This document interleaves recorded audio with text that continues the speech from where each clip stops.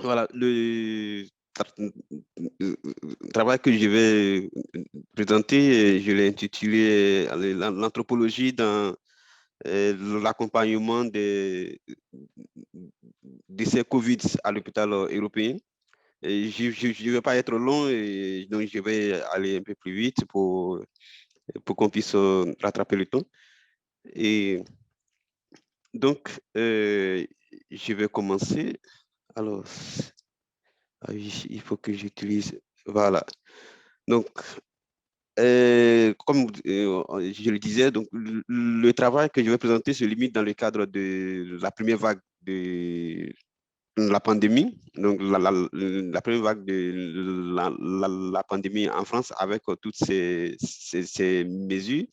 Donc, j'ai énuméré quelques mesures en fait qui vont me permettre d'être concentré sur mon objet qui est la question de la mort. Et donc, quand il y a eu cette première vague, il y a eu des restrictions par rapport au déplacement avec le confinement. Il y a eu les mesures de distanciation, notamment physique, qui ont été aussi imposées. Et à l'hôpital, et tout ce qui est visite était interdit, sauf pour la fin de vie. Et l'hôpital où j'ai travaillé, à l'hôpital européen, autorisait que 3 personnes maximum qui pouvaient rendre visite à un parent malade. Et aussi, dans tout ça, c'est qu'il y a eu aussi la réduction du temps d'accompagnement de fin de vie. C'est que avant, les équipes mobiles de soins palliatifs passaient plus de temps avec les personnes mourantes. Et compte tenu du risque, l'hôpital a réduit ce temps. Et donc, il ne fallait pas passer plus de 30 minutes avec les personnes malades. Et en plus de tout ça, il y avait l'interdiction des soins mortuaires. C'est-à-dire que quand une personne mourait, il ne fallait pas appliquer de soins mortuaires. Et donc, tout ce qui était rituel était perçu comme incompatible à l'application des mesures sanitaires. Donc, c'est d'abord toutes ces mesures qui ont été déjà avant que nous, on ne parte à l'hôpital, qui étaient déjà diffusées par les autorités sanitaires, ont interpellé une équipe d'anthropologues et à Marseille a monté un programme de recherche qui est le programme Comescov, qui visait à analyser les expériences sociales de toutes ces mesures. Et le programme était réalisé sur 3 pays, dont la France, l'Italie et États-Unis, avec 3 axes vulnérabilité, axe soignant, et axe funéraire qui m'a été confié. Et je vais vous expliquer plus tard comment je suis retrouvé sur ce programme. Donc, l'objectif de ce que moi j'ai fait de mon intervention aujourd'hui, c'est donc de restituer une expérience anthropologique pour des décès acceptables et des enterrements dignes et sans risque. Pendant cette période-là, comment nous, en tant qu'anthropologues, on a réussi à aider à à accompagner dignement les personnes mourantes, mais aussi à permettre à des enterrements dignes, sans toutefois prendre de risques.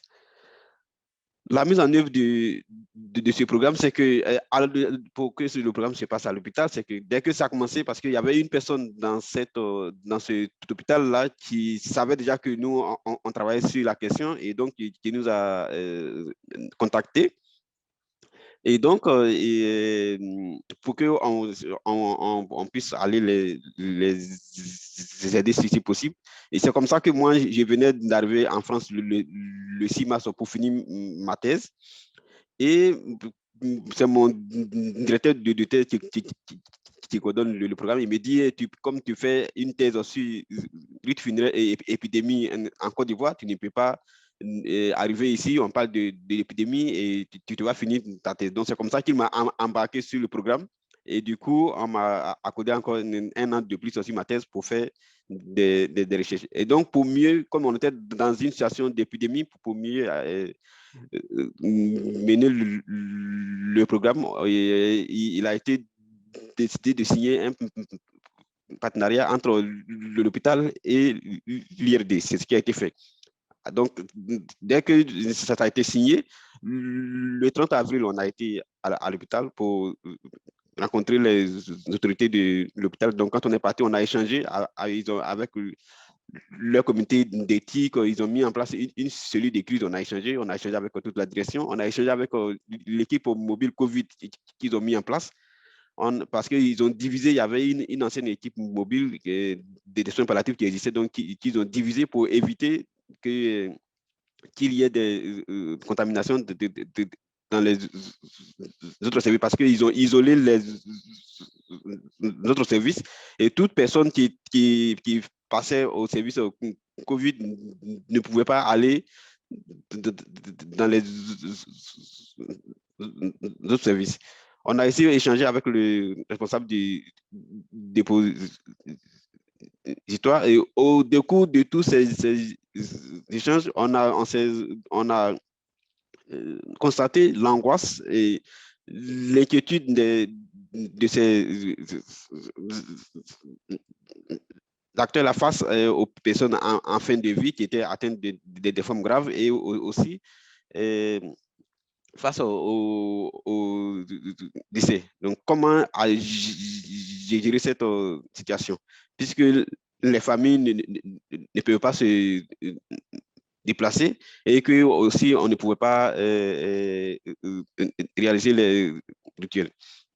Donc, tout de suite, on leur a proposé d'instaurer des procédures de construction de rites de réparation entre les équipes mobiles, les équipes soignantes et les familles. En fait, c'est ce que c'est sur ça que moi, je travaille dans le cadre de ma thèse et j'ai commencé à faire ça dans le cadre même de mon master, donc depuis 2015. Et donc, je vais vous expliquer plus tard aussi comment on a réussi à construire tout ce savoir anthropologique pour venir appliquer ça au nord. À la suite de ça, et tout de suite, on a proposé aussi de créer une cellule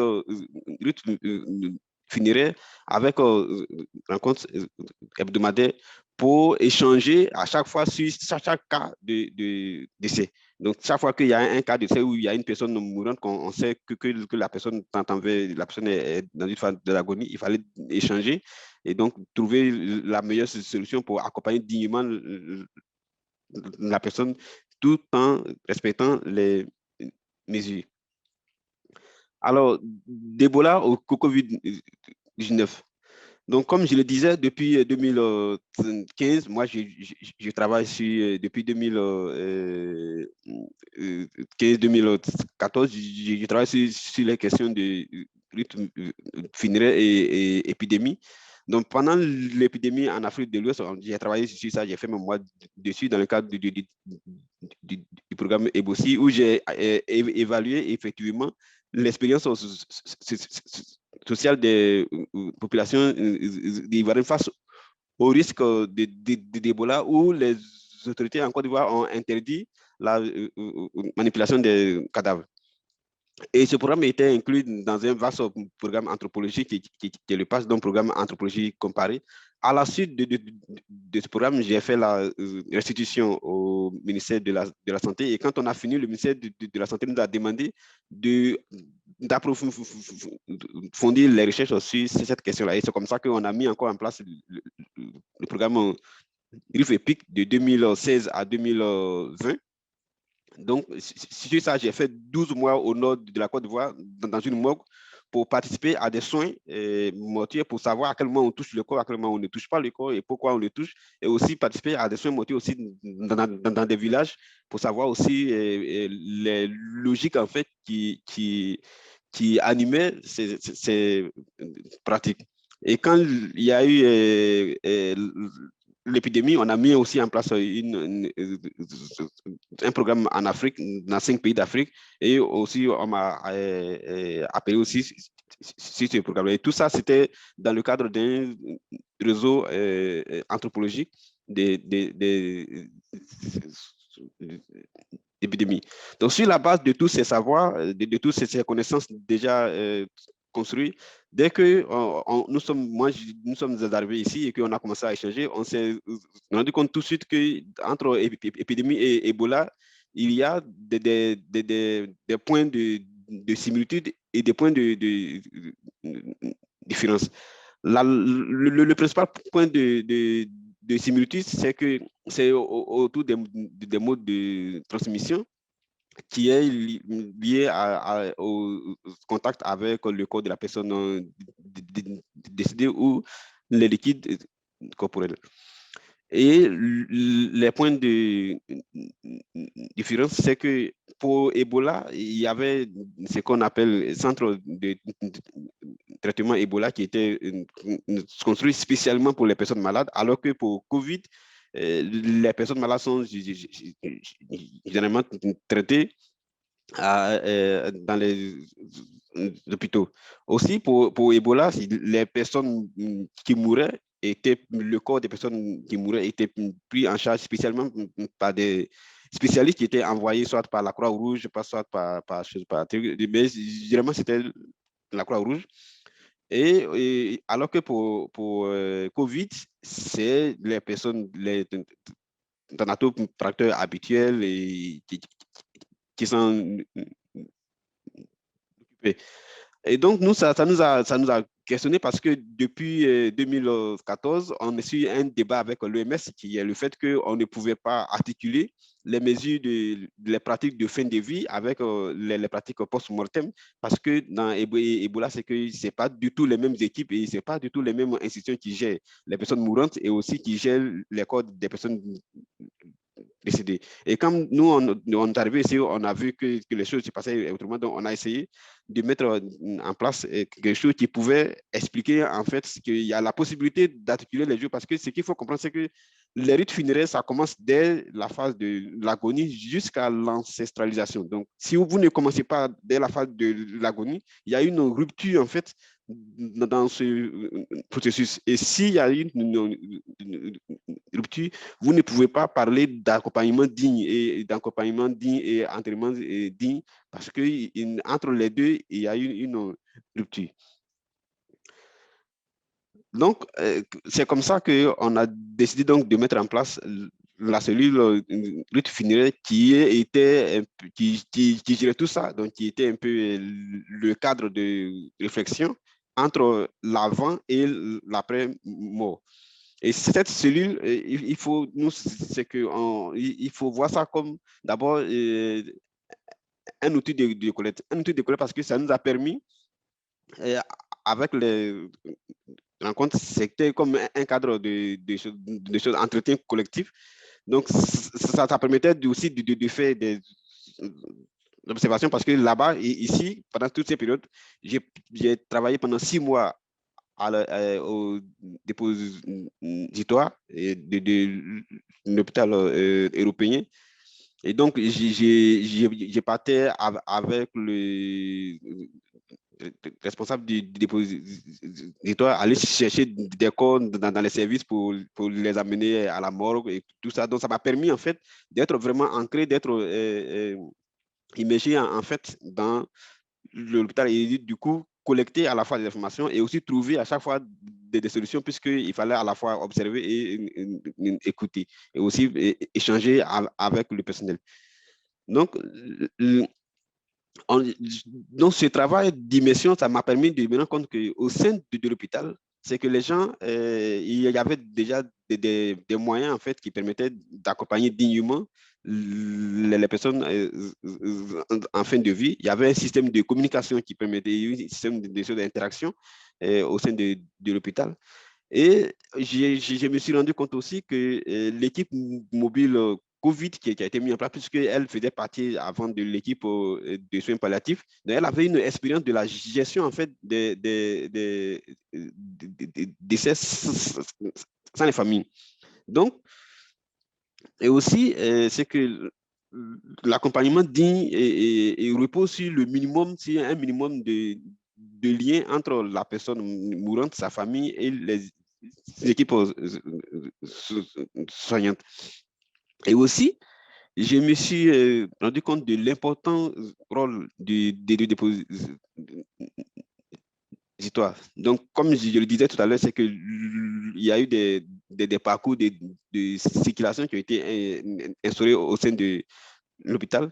Mais on se rend compte que le seul service qui était ouvert à l'ensemble de tout ça, c'était la morgue. À la morgue, il n'y a pas eu espace pour les morts de Covid et espace pour les morts ordinaires. Donc, et ça a eu aussi un impact, ça va avoir un impact, c'est qu'on se rend compte que les mesures qui ont été mises en place pour le traitement des cas Covid, des décès Covid, vont être souvent appliqués aux décès ordinaires parce que tout se passe dans le même secteur et que c'est difficile de pouvoir faire respecter des mesures, d'imposer des mesures à une famille et ne pas imposer à une autre. Et en plus, c'est qu'on ne sait pas exactement ce qui pourrait se passer. Donc, ce que nous, on a fait, donc, c'était donc de partir de tout ce constat-là et aussi partir de tout ce qui est savoir-faire déjà du personnel de l'hôpital pour me mettre en place et répondre aux différentes situations. Nous avons eu à gérer des situations que je passe dessus pour des questions d'équipe parce que j'ai travaillé avec un petit groupe, donc c'est plus facile en fait pour des gens de se reconnaître. Donc, du coup, j'essaie de passer sur certaines informations. Donc, comme je le disais, l'autre fonction de la cellule lutte funéraire, c'est qu'elle avait une fonction de choses pour d'intervention parce que c'était donc c'était un cadre pour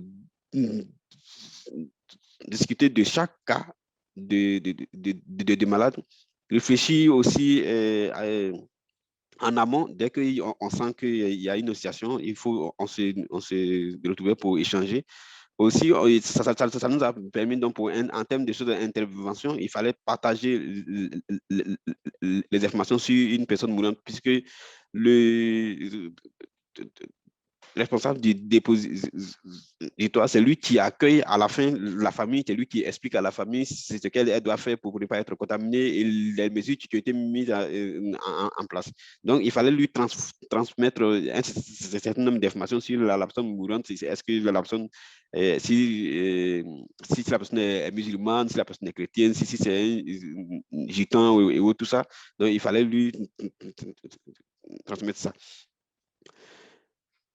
Et aussi, c'est que en termes de choses, intervention, donc comme je le disais, on s'est appuyé sur tout ce qui est système de communication et les formes de interaction qui existaient déjà au sein de l'hôpital pour mener ce travail. Et dans ce cadre-là, on proposait aussi des adaptations face aux éventuels décès. Et cet outil-là a favorisé le travail collaboratif entre les équipes mobiles et le responsable du dépositoire, parce qu'avant, une fois que la personne décède, c'est que le travail de l'équipe mobile se limitait à là. Donc, elle n'intervenait pas dans le post-mortem. Donc, nous, avec ce travail-là, avec la création de la cellule funéraire, on a proposé qu'elle intervienne maintenant à la phase post-mortem. Aussi, on a pensé donc, ou développer des stratégies permettant d'aborder des questions sensibles comme la religion, les familles avec les personnes malades, puisque avant, quand on est en situation ordinaire, c'était plus facile pour l'équipe de soins palliatifs de poser, puisqu'elle apprenait à construire du lien. Donc après, elles avaient la possibilité après de pouvoir aborder certaines questions sensibles. Mais là, nous sommes dans l'urgence. Il n'y a pas le temps de construire du lien. Donc, il fallait trouver des moyens pour construire pour construire des stratégies permettant de pouvoir aborder ces questions sensibles. Donc, à chaque fois, il fallait réfléchir pour chaque cas. On ne le faisait pas pour, c'est pas aussi standard. Donc, pour chaque cas, il fallait réfléchir comment trouver des moyens pour aborder certaines questions sensibles. Et aussi, donc, ce travail aussi a favorisé l'implication de l'équipe mobile dans le processus de co-construction des prises de décision. Nous, on s'est dit que puisque l'équipe mobile, c'est elle qui passe les derniers instants avec la personne mourante, donc et elle ne peut pas rester en marge de tout ce qui vient après. Parce que après, vous allez comprendre que quand on fait ça, ça les soulage énormément parce qu'elles ont le sentiment de terminer en fait ce qu'elles ont commencé avec la personne malade. Mais quand on limite leur intervention en phase de l'agonie, elles, elles, elles ont tous le sentiment de ne pas terminer leur mission.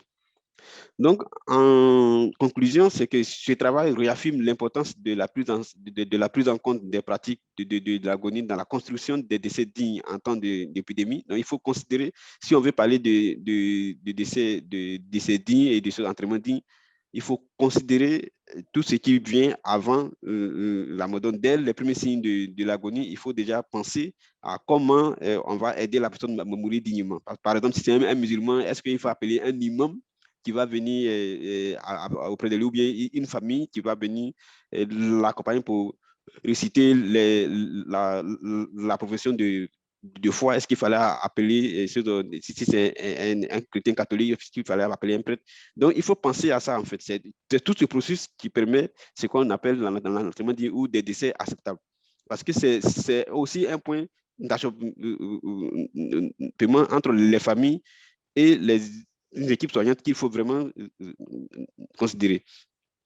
Et il y a aussi c'est que l'impossibilité de construire du lien partiellement avec la personne malade et sa famille éprouve davantage les équipes de soins palliatifs. Donc, c'est l'ami qui vivent les derniers instants de la personne malade.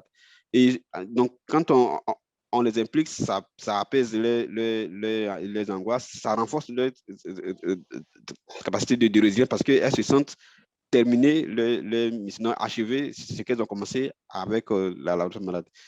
Donc aussi, ce travail a permis de comprendre la nécessité de produire préalablement des savoirs anthropologiques pour mieux contribuer à la lutte pandémique. Donc, parce que si on a réussi à faire tout ça en espace, à mettre en place tout ce dispositif et échanger et contribuer à la prise en charge des décès, c'est parce qu'antérieurement, on a construit cela, on a investigué dans la recherche et c'est tout ça qui permet de pouvoir agir rapidement. Pour une petite anecdote, en Guinée, quand les anthropologues devaient intervenir, le ministère de la Santé leur a dit qu'ils avaient besoin d'une anthropologie à chaud et non pas une anthropologie à froid. Mais pour avoir une anthropologie à chaud en situation d'épidémie, ça se construit en fait. Donc, c'est ça.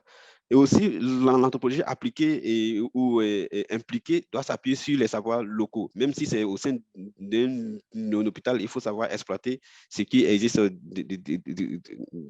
déjà dans cette institution. Donc, la cellule lui finirait à induire le décloisonnement des dispositifs sanitaires et favoriser le travail collaboratif.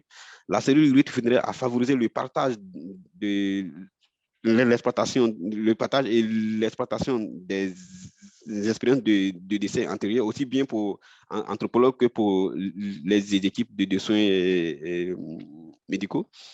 La cellule lutte finirait à favoriser la transmission précoce aux responsables du dépotoir. Donc, ce qu'on avait décidé, c'était ça, c'est que dès qu'il y a un décès, on sent que la personne va mourir, il faut envoyer des informations à celui qui va recevoir la famille pour que lui aussi il puisse construire aussi sa stratégie et adapter à l'accueil de la famille. Et donc, aussi, comme on le voit un peu partout, même quand les experts vont au sud, c'est que nous aussi, on est venu au nord, on est confronté au même problème, c'est le défi. C'est-à-dire qu'un an après, la question que nous tous on se pose, c'est comment on va essayer de pérenniser cela, parce que c'est pas uniquement l'utilité de ça, c'est pas uniquement pour la situation de la pandémie, c'est que ça peut aussi aider ça peut aussi aider à mieux accompagner les personnes dans les hôpitaux, à mieux favoriser des entraînements dignes. Et donc, nous aussi, on est confronté à cette situation parce que moi, bientôt, j'y rentre et je ne veux pas être là toujours pour animer la cellule et motiver l'équipe. Je vous remercie.